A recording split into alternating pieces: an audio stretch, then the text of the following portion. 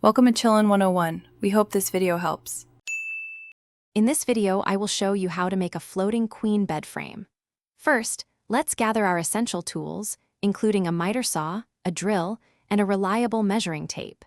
You will also need to purchase your lumber, plywood, and all the necessary hardware for construction.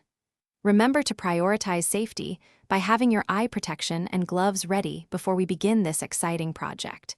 We're going to build something truly unique and stylish for your bedroom. Now, let's get started on building the sturdy base for your floating bed.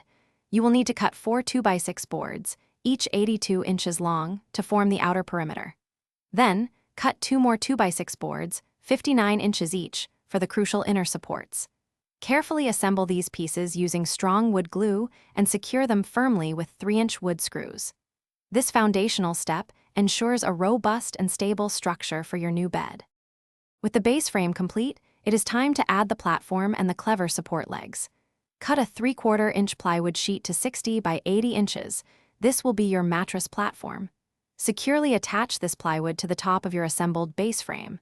Next, you will attach 4 2x4 support legs, each 6 inches long, to the inner frame. These hidden legs create the illusion that your bed is gracefully floating above the floor. Finally, we are ready for the finishing touches that will make your floating bed frame truly shine. Begin by sanding all the surfaces smooth, preparing them perfectly for your chosen finish. You can then apply a beautiful wood stain or a protective coat of paint, depending on your personal style. Once dry, carefully position your stunning, newly completed floating bed frame in your bedroom. Enjoy your unique and modern sleeping space. Thanks for watching. Consider subscribing if we helped you.